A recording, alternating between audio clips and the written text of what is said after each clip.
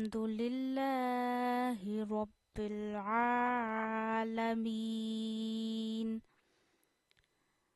جب الف پہ زبر زیر پیش آتی ہے آپ اسے حمزہ پڑھتے ہیں۔ آپ دیکھ رہے ہیں یہاں الف پہ زبر ہے، یعنی ہم اسے یہاں الف نہیں بلکہ حمزہ پڑھیں گے۔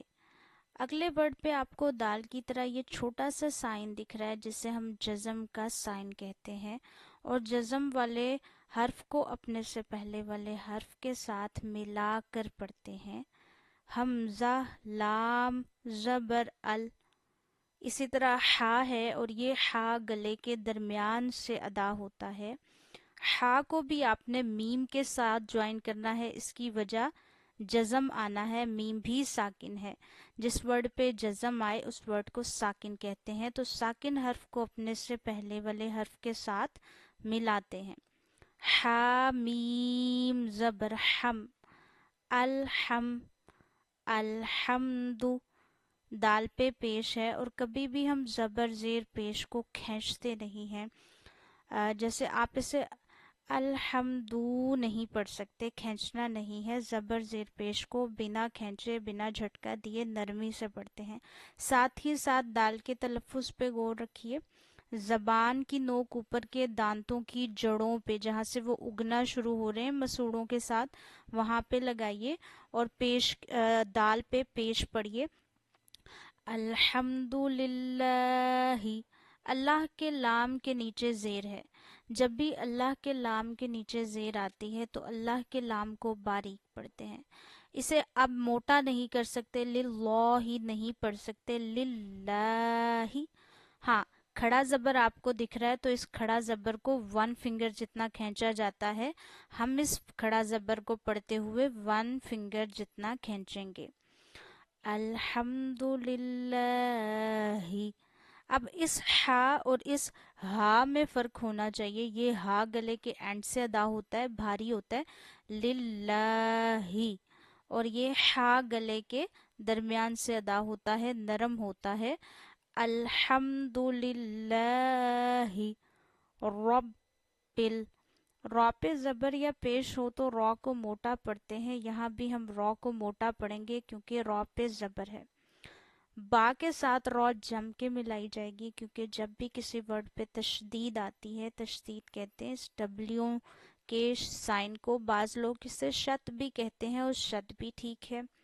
جب کسی ورڈ پہ تشدید آتی ہے اس ورڈ کو 2 بار پڑھتے ہیں، ایک بار آپ نے را کو با سے جوائن کرنا ہے، پھر دوسری بار با کو زیر کے ساتھ پڑھنا ہے اپنی حرکت کے ساتھ۔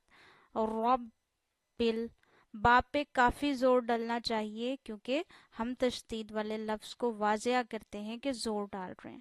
اور رب بل، را کو موٹا کریے، رب بل، آئین بھی گلے کے درمیان سے ادا ہوتا ہے، یعنی تھوڑا سا منہ اوپر کریے، گلے کی ہڈی شروع ہو رہی ہے، جہاں سے گلے کی ہڈی شروع ہو رہی ہے وہاں سے آپ کو آئین ادا کرنا ہے، اور آپ کو آئین پہ کھڑا زبر ہونے کی وجہ سے 1 فنگر جتنا آئین کو کھینچنا ہے۔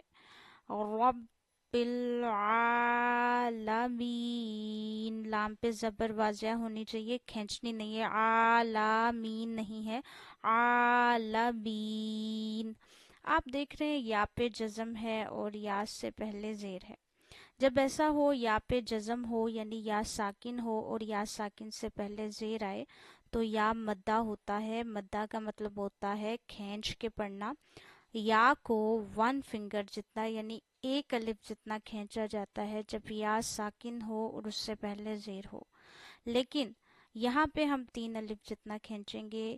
اس کی وجہ یہ اس وقف کا، وقف تام کا آنا ہے۔ وقف تام کا آتا ہے آیت کمپلیٹ ہونے پہ، ایک بات جب مکمل ہوتی ہے، ایک آیت مکمل ہوتی ہے قرآن مجید میں تو یہ وقف تام آتا ہے اور ہمیں یہاں ٹھہرنا چاہیے۔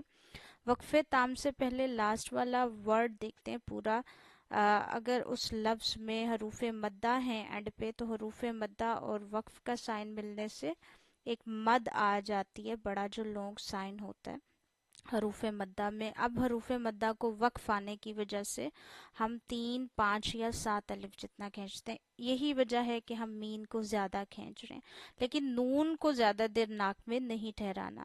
الحمد للہ رب العالمین.